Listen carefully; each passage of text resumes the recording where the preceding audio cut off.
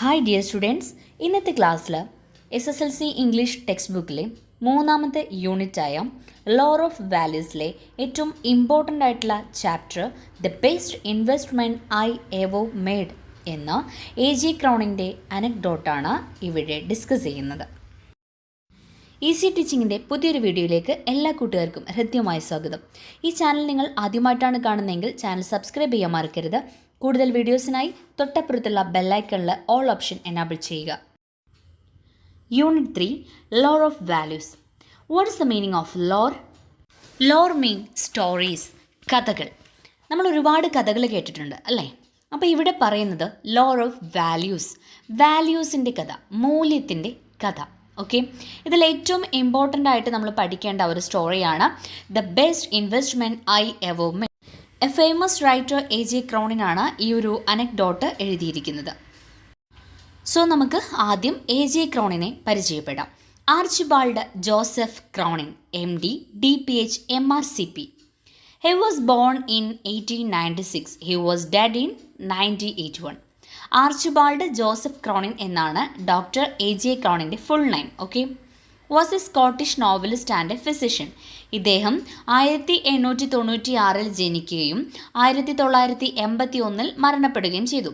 Was a Scottish novelist. ഇദ്ദേഹം ഒരു Scottish നോവലിസ്റ്റാണ്, കൂടാതെ ഒരു ഫിസിഷ്യൻ കൂടിയാണ്. എന്താണ് ഫിസിഷ്യൻ എന്ന് വെച്ചാൽ? Physician, doctor. ഇദ്ദേഹം ഒരു ഡോക്ടർ കൂടെയാണ്. His career as a novelist started in 1930. 1930 ഇദ്ദേഹത്തിൻ്റെ നോവലിസ്റ്റ് ആയിട്ടുള്ള കരിയർ സ്റ്റാർട്ട് ചെയ്യുന്നത്. When he was designated with a chronic ulcer and was compelled to take 6 months complete rest. എപ്പോഴാണ്? 1930 ഇദ്ദേഹം പൂർണ്ണമായിട്ടും ക്രോണിക് അൾസർ എന്ന് പറയുന്ന അസുഖത്തിന് പിടിപെടുകയും 6 മാസം നിർബന്ധിതമായിട്ടുള്ള റെസ്റ്റ് എടുക്കേണ്ടി വരികയും ചെയ്യുന്ന ആ ഒരു സമയത്താണ് ഇദ്ദേഹം എഴുത്തിലേക്ക് വഴിതിരിച്ചു വരുന്നത്. During this time, he was able to indulge in his lifelong desire to write a novel, having previously written nothing but prescription and scientific papers. ഈ ഒരു കാലയളവിൽ അദ്ദേഹത്തിൻ്റെ ലൈഫ് ലോങ് ഡിസയർ, ജീവിതകാലം മുഴുവനുള്ള ആഗ്രഹങ്ങൾ കംപ്ലീറ്റ് നോവലിലൂടെ എഴുതുകയാണ്. അതിനു മുന്നേ അദ്ദേഹം എഴുത്തിലേക്ക് വന്നിട്ടില്ല. അദ്ദേഹം അതിനു മുന്നേ എഴുതിയിരുന്നത് എന്തുമാത്രമായിരുന്നു? Prescriptions and scientific papers. Prescription എന്ന് വെച്ചാൽ കുത്തിക്കുറിക്കുക അല്ലേ, മരുന്ന് ചീട്ടുകൾ എഴുതുക. അതുപോലെ സയൻറ്റിഫിക് പേപ്പേഴ്സ് മാത്രമാണ് ഇദ്ദേഹം എഴുതിയിട്ടുണ്ടായിരുന്നത്. His first novel was Hatter's Castle and the most popular being the Citadel. ഇദ്ദേഹത്തിൻ്റെ ആദ്യത്തെ നോവലാണ് ഹാറ്റേഴ്സ് കാസ്റ്റിൽ. അതുപോലെ തന്നെ ഏറ്റവും ഫേമസ് ആയിട്ടുള്ള നോവലാണ് Citadel. Many of his stories have been adapted to Hollywood movies. ഇദ്ദേഹത്തിൻ്റെ ഒട്ടുമിക്ക കഥകളും ഹോളിവുഡ് മൂവീസിലേക്ക് അഡാപ്റ്റഡ് ചെയ്തിട്ടുണ്ട്. അഡാപ്റ്റഡ് എന്ന് വെച്ചാൽ ദത്തെടുക്കുക, കടമെടുക്കുക. അപ്പോൾ ഇദ്ദേഹത്തിൻ്റെ ഒരുപാട് കഥകളൊക്കെ ഇംഗ്ലീഷ് മൂവി ആയിട്ട് വന്നിട്ടുണ്ട് എന്നാണ് പറയുന്നത്. ഓക്കെ, ഇനി നമ്മൾ ഈ ഒരു ചാപ്റ്ററിലെ ഫസ്റ്റ് പേജ് ഓപ്പൺ ചെയ്യുമ്പോൾ കാണുന്ന ഒരു പിക്ചറാണിത്. Go through the following cartoon carefully and respond to the questions that follow. ഈ ഒരു പിക്ചർ ഒബ്സർവ് ചെയ്തിട്ട് നിങ്ങൾക്ക് എന്താണ് മനസ്സിലായത്? താഴെ കുറച്ച് ക്വസ്റ്റ്യൻസ് ഉണ്ട്, അതിന് നിങ്ങൾ ആൻസർ ചെയ്യുക. അപ്പോൾ ഇവിടെ ജസ്റ്റ് നമ്മൾ നോക്കുകയാണെങ്കിൽ 2 കുതിരകൾ, 2 സൈഡിലും 2 പുല്ലിൻ്റെ കറ്റകളുണ്ട്. അപ്പോൾ ഈ കെട്ടിന് വേണ്ടിയിട്ട് 2 പേരും മത്സരിക്കുകയാണ്. 2 കുതിരകളെയും കയറിൽ കെട്ടിയിട്ടുണ്ട്. ഫസ്റ്റ് സ്റ്റെപ്പിൽ നോക്കുമ്പോൾ 2 ആളും ഒരേ പവറിൽ 2 സൈഡിലേക്കും വലിക്കുന്നുണ്ട്. പക്ഷെ 2 ആൾക്കും കിട്ടുന്നില്ല. രണ്ടാമത്തേലും മൂന്നാമത്തേലും ഒരു കുതിച്ച് ചാടി മത്സരിച്ച് നോക്കുകയാണ് പുല്ല് തിന്നുന്നതിന് വേണ്ടി. പക്ഷെ നടക്കുന്നില്ല. അവസാനം ഒരു ഡിസിഷൻ അവരെടുക്കുകയാണ്.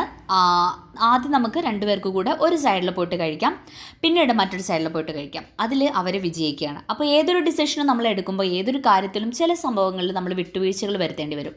ലൈഫ് എന്ന് പറയുന്നത് അങ്ങനെയാണ്. ചില സാഹചര്യങ്ങളിൽ നമ്മൾ വിട്ടുവീഴ്ചകൾ കൊടുത്തെങ്കിൽ മാത്രമാണ് നമ്മൾ സക്സസ്ഫുൾ ആവുക അല്ലേ? ഓക്കെ, നമുക്ക് ചാപ്റ്ററിലേക്ക് കടക്കാം. The best investment I ever made. ഞാൻ ചെയ്തതിൽ വെച്ച് ഏറ്റവും നല്ല നിക്ഷേപം. ഇൻവെസ്റ്റ്മെൻറ്റ് മീൻ നിക്ഷേപം. On the second day out from New York, while making the round of the promenade deck, I suddenly became aware that one of the passengers was watching me closely, following me with his gaze every time I passed. I wanted to rest to avoid the tedium of casual and importunate shipboard contact. I gave no sign of having noticed the man. ഈ story നമ്മോട് പറയുന്നത് doctor A J ക്രോണിനാണ്. So ഈ സ്റ്റോറിയിലെ narrator ആരാണെന്ന് ചോദിച്ചാൽ who was the narrator? ആരാണ്? A J Cronin അല്ലേ. Who is the writer? A J Cronin. Who is the narrator? A J Cronin. So അപ്പോൾ എ ജെ ക്രോണിൻ തൻ്റെ ലൈഫിലുണ്ടായ എക്സ്പീരിയൻസ് ആണ് നമ്മോട് ഷെയർ ചെയ്യുന്നത്. First passage: on the second day out from New York. ന്യൂയോർക്കിൻ്റെ പുറത്തുള്ള രണ്ടാമത്തെ ദിവസം. While making the round of the promenade deck. Promenade deck എന്ന് വെച്ചാൽ കപ്പലിൻ്റെ പാസേജ് ആണ്. അപ്പോൾ ഈ കപ്പലിൻ്റെ പാസേജിലൂടെ ഇങ്ങനെ നടക്കുമ്പോൾ I suddenly became aware that one of the passengers was watching me closely. പെട്ടെന്ന് എനിക്കൊരു അവെയർനെസ്, ഒരു ബോധം ഉണ്ടാവുകയാണ്. യാത്രക്കാരിൽ ഒരു passenger was watching me closely, എന്നെ തന്നെ ഇങ്ങനെ നോക്കിയിരിക്കുന്നതായിട്ട് ഫീൽ ചെയ്യുന്നുണ്ട്. Following me with his guys every time I passed. ഞാൻ പാസ് ചെയ്യുന്ന ഓരോ സമയത്തും അയാളുടെ കണ്ണുകൾ എന്നെ തന്നെ തുറിച്ചു നോക്കുന്നുണ്ട്. ഗെയ്സ് മീൻ തുറിച്ചു നോക്കുക. I wanted to rest. എനിക്ക് വിശ്രമിക്കണമായിരുന്നു. To avoid the tedium of casual and importunate ship board contact. Tedium mean tired, ക്ഷീണം അല്ലേ. അപ്പോൾ എനിക്ക് ക്ഷീണം കാരണം, അതുപോലെ ഇമ്പോർച്ചുനേറ്റ് ഷിപ്പ് ബോർഡ് കോണ്ടാക്ട്, എന്നെ അലോസരപ്പെടുത്തുന്ന ആ നോട്ടത്തിൽ നിന്നും മാറുന്നതിന് വേണ്ടി എനിക്കൊന്ന് വിശ്രമിക്കണം തോന്നി. I give no sign of having noticed the man. ആ മനുഷ്യന് ശ്രദ്ധിക്കുന്നതായിട്ട് ഞാൻ വല്ലതും മൈൻഡ് ചെയ്തില്ല. Yet there was nothing importunate about him. On the contrary, he seemed affected by a troubled, rather touching difference. Yet there was nothing importunate about him. അതുവരെ പ്രത്യേകിച്ചൊന്നും തന്നെ അയാളിൽ എന്നെ അലോസരപ്പെടുത്തിയില്ല. ഇമ്പോർച്ചുനേറ്റ്, അനോയിഡ്, അലോസരപ്പെടുത്തുക. On the contrary, he seemed affected by a troubled rather touching difference. എന്നാലും എനിക്ക് അയാൾ എന്നെ ഇങ്ങനെ നോക്കുമ്പോൾ അതെനിക്കൊരു എൻ്റെ difference mean lack of confidence, ആത്മവിശ്വാസക്കുറവ് ഉള്ളതായിട്ട് എനിക്ക് ഫീൽ ചെയ്തു. എനിക്ക് വല്ലാത്തൊരു ഷൈനസ് തോന്നാം. അപ്പോൾ he was in his early 40s, rather short in build. ഇനി ആ പാസഞ്ചറെ കുറിച്ചാണ് പറയുന്നത്. അണ്ടർലൈൻ ചെയ്തു വെക്കുക, ഇമ്പോർട്ടൻ്റ് ആണ്. He was in his early 40s. അദ്ദേഹം ഏകദേശം 40-നോടടുത്ത പ്രായം. റാദർ ഷോർട്ട് ഇൻ ബിൽഡ്, പൊക്കം കുറഞ്ഞ ശരീരപ്രകൃതം. With a fair complexion and clear blue eyes. നല്ല ഫെയർ കോംപ്ലെക്ഷൻ, വെളുത്ത കളറാണ്. ക്ലിയർ ബ്ലൂ ഐസ്, തെളിഞ്ഞ നീലക്കണ്ണുകൾ.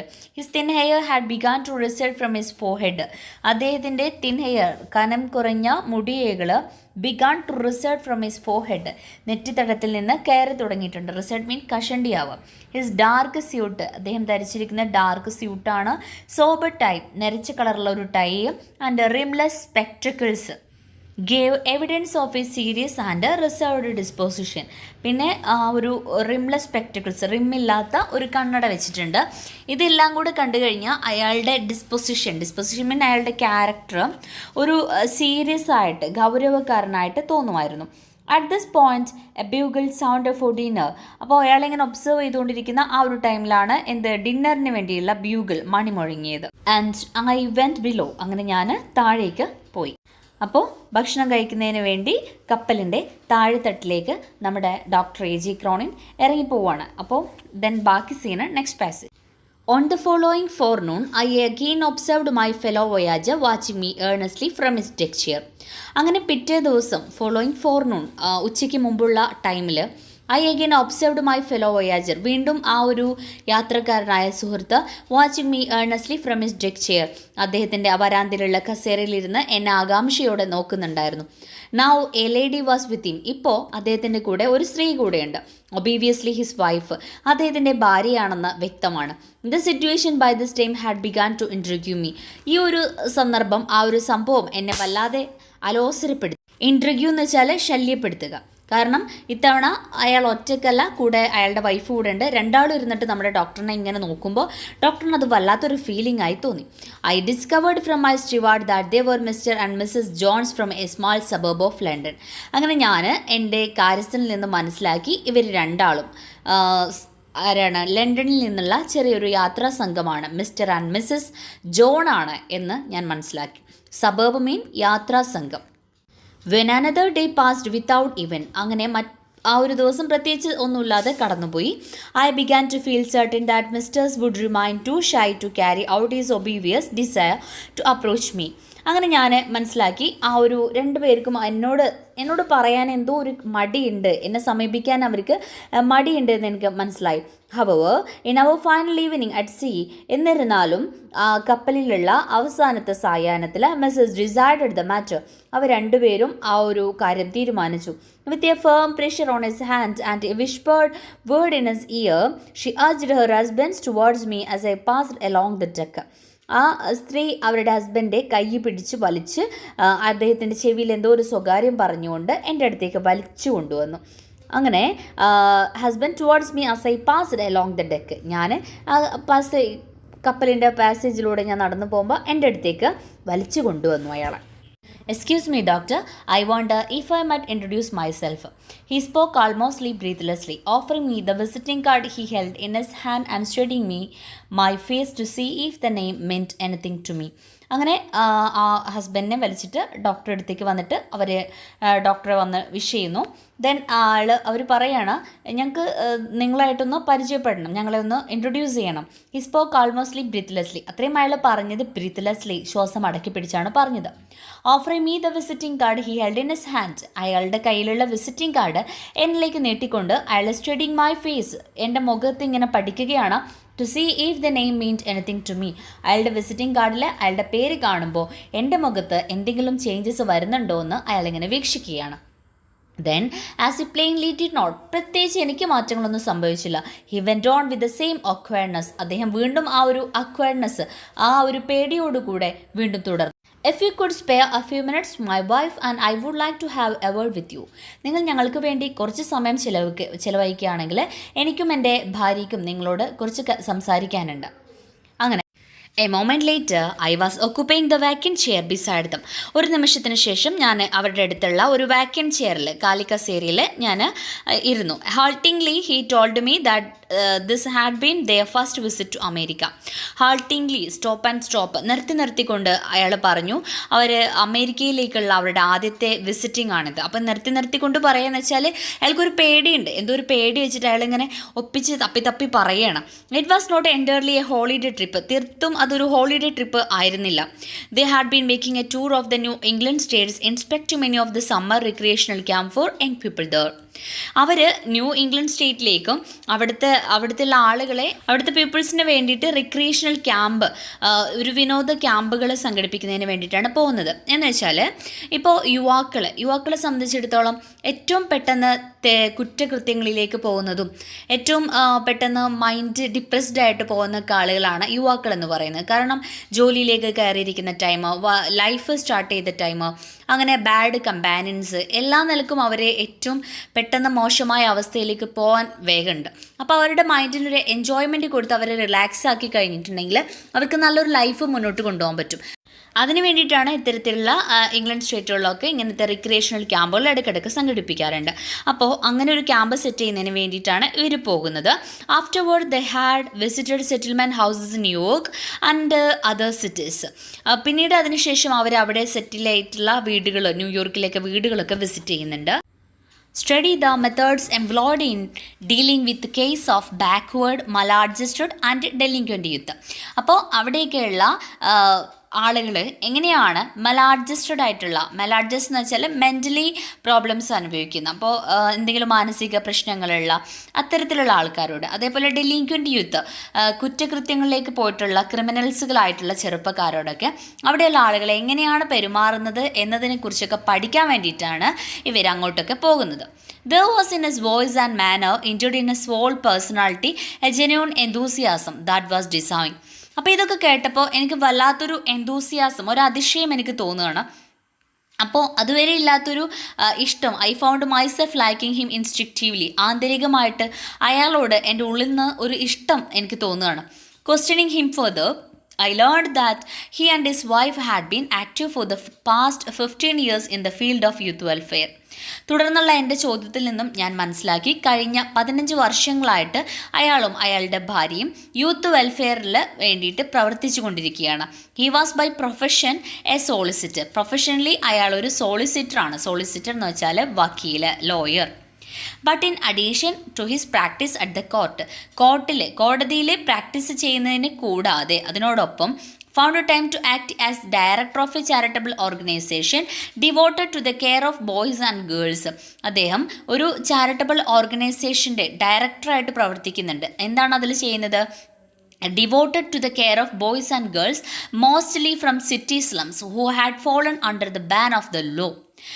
സിറ്റി സ്ലംസിൽ ചേരി പ്രദേശങ്ങളിലുള്ള ആൺകുട്ടികളെയും പെൺകുട്ടികളെയും സംരക്ഷിക്കുക. അപ്പോൾ തീർച്ചയായിട്ടും അവരെന്ന് വെച്ചാൽ ഈ ചേരി പ്രദേശങ്ങളിലുള്ള കുട്ടികളെന്ന് വെച്ചാൽ അവർ ചെറുപ്പം തൊട്ട് തന്നെ കുറ്റകൃത്യങ്ങൾ മാത്രം കണ്ടു വളരുന്ന കുട്ടികളാണ്, തെറ്റുകൾ മാത്രം കണ്ടുവരുന്ന കുട്ടികളാണ്. അവരുടെ പാരൻസ് ആയാലും ഒക്കെ തെറ്റുകൾ ചെയ്യുന്ന മാത്രമാണ് ഈ കുട്ടികൾ കണ്ടു വളരുന്നത്. അപ്പോൾ അവരുടെ ചുറ്റുപാടാണ് അവരെ മോശമായ കാര്യങ്ങളിലേക്ക് എത്തിക്കുന്നത്.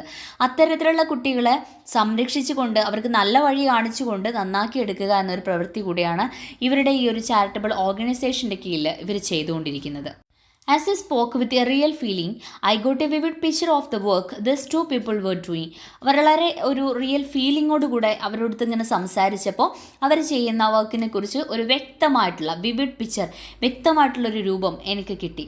I learned how they look derelict adolescent from the juvenile court and placing them in a healthy environment, healed them in mind and body and sent them back into the world. അങ്ങനെ ഞാൻ അവരിൽ നിന്ന് പഠിച്ചു അവരെങ്ങനെയാണ് ഡെർലിക്റ്റ് adolescent, വിപരിചിതരായിട്ടുള്ള കൗമാരക്കാരായ കുട്ടികളെ juvenile കോർട്ടിൽ നിന്ന്, juvenile court എന്ന് വെച്ചാൽ ദുർഗുണ പാഠശാല, കൗമാരക്കാരായിട്ടുള്ള കുട്ടികൾ, അതിന് താഴേക്കുള്ള കുട്ടികൾ തെറ്റ് ചെയ്തിട്ടുണ്ടെങ്കിൽ എത്തപ്പെടുന്ന ജയിൽ, അവർക്ക് കിട്ടുന്ന ഒരു പണിഷ്മെൻ്റാണ് ജുവനൽ കോർട്ട്. അപ്പോൾ അത്തരത്തിലുള്ള ജുവനൽ കോർട്ടിലെത്തുന്ന, ദുർഗുണ പാഠശാലയിലെത്തുന്ന കുട്ടികളെ അവിടെ നിന്ന് ഏറ്റെടുത്തുകൊണ്ട് അവർക്കൊരു ഹെൽത്തി എൻവിയോൺമെൻറ്റ്, ആരോഗ്യപരമായിട്ടുള്ള ഒരു ചുറ്റുപാട് ഒരുക്കി, healed them in mind and body, അവരുടെ ശരീരത്തിനെയും മൈൻഡിനെയൊക്കെ സുഖപ്പെടുത്തുക, ഹീൽ ചെയ്യുക എന്ന് വെച്ചാൽ സുഖപ്പെടുത്തുക, എന്നിട്ട് send them back into the world, ലോകത്തേക്ക് അവരെ നല്ല ആളുകളാക്കി തിരിച്ചയക്കുക. അപ്പോൾ ഇത്തരം നല്ലൊരു പ്രവൃത്തിയാണ് അവർ ചെയ്യുന്നത്. എന്തെങ്കിലും സ്വയം ഈ കുട്ടികളെന്നൊക്കെ വെക്കുമ്പോൾ സ്വയം തെറ്റുകൾ ചെയ്യുന്നതിലുപരി അവരുടെ പാരമ്പര്യം അല്ലെങ്കിൽ അവരുടെ ചുറ്റുപാടൊക്കെയാണ് അവരെ തെറ്റുകളിലേക്ക് എത്തിക്കുന്നത്. അപ്പോൾ അതിന് അവർക്ക് നല്ലൊരു ചുറ്റുപാട് ഒരുക്കി കൊടുത്തു കഴിഞ്ഞിട്ടുണ്ടെങ്കിൽ ഒരു പക്ഷേ അവരെ നന്നാക്കി എടുക്കാൻ വേണ്ടി പറ്റും, നല്ലൊരു തലമുറ വാർത്തെടുക്കാൻ വേണ്ടി നമുക്ക് പറ്റും. അപ്പോൾ അത്തരത്തിലുള്ളൊരു നല്ലൊരു പ്രവൃത്തിയാണ് ഇവർ ചെയ്യുന്നത്. അങ്ങനെ വെറുതെ അവർ പുറം ലോകത്തേക്ക് വീണ്ടും അയച്ചിട്ടുണ്ടെങ്കിൽ പിന്നെയും അവർ തെറ്റുകൾ ആവർത്തിക്കും. അതിന് വേണ്ടിയിട്ട് അവർ ചെയ്യുന്ന എന്താണ്? They were given training in a useful handicraft which made them fit to take their place as worthy members of the community. അവർക്ക് ഒരു ഹാൻഡിക്രാഫ്റ്റ്, യൂസ്ഫുൾ ആയിട്ടുള്ള ഉപയോഗപ്രദമായിട്ടുള്ള ഒരു കരകൗശല വസ്തു നിർമ്മിക്കുന്നത് പഠിപ്പിച്ചെടുത്തിട്ട് അവരെ ഒരു വർത്തി മെമ്പേഴ്സ് ആക്കിയിട്ട് കമ്മ്യൂണിറ്റിയിൽ, സമൂഹത്തിൽ ഒരു നിലയുള്ള സമ്പാദ്യമുള്ള നല്ലൊരു വ്യക്തികളാക്കി മാറ്റിയിട്ടാണ് അവരെ തിരിച്ച് വേൾഡിലേക്ക് അയക്കുന്നത്. It was a work of redemption that stirred the heart, and I asked what had directed his life into the channel. അപ്പോൾ എന്നിട്ട് അവരുടെ മൈൻഡിലുള്ള അവരുടെ ഹൃദയത്തിലുള്ള റിഡപ്ഷൻ, ചളികളെ, പിശാചിനെ ഒക്കെ എടുത്തു മാറ്റുക എന്നുവെച്ചാൽ അവരിൽ ഏറ്റിട്ടുള്ള പൈശാചികമായിട്ടുള്ള എല്ലാ ചിന്തകളും മുറിവുകളും എല്ലാം എടുത്തു മാറ്റി നല്ല ഒരു വ്യക്തികളാക്കിയിട്ടാണ് അവരെ തിരിച്ചയക്കുന്നത്. അപ്പോൾ and I asked what had directed his life into this channel. ഇതൊക്കെ കേട്ടപ്പോൾ നമ്മുടെ ഡോക്ടർ എ.ജെ. ക്രോണിൻ ചോദിക്കുകയാണ്, എന്താണ് ഇങ്ങനെയൊക്കെ ചെയ്യാൻ വേണ്ടി നിങ്ങളെ പ്രേരിപ്പിച്ചത്? നിങ്ങൾ ഇത്രയും നല്ല കാര്യങ്ങളൊക്കെ ചെയ്യണമെങ്കിൽ, നിങ്ങളുടെ ലൈഫ് തിരിച്ചു വിട്ടത് ഇതിലേക്ക് നിങ്ങൾ എത്തിപ്പെടണമെങ്കിൽ എന്തെങ്കിലും ഒരു സംഭവം ഉണ്ടാവുമല്ലോ, ഇത്രയും നല്ല കാര്യങ്ങളൊക്കെ നിങ്ങൾ ചെയ്യണമെങ്കിൽ. എന്താണ് നിങ്ങളിത് ചെയ്യാൻ വേണ്ടി പ്രേരിപ്പിച്ചത് എന്ന് ഞാൻ ചോദിച്ചു.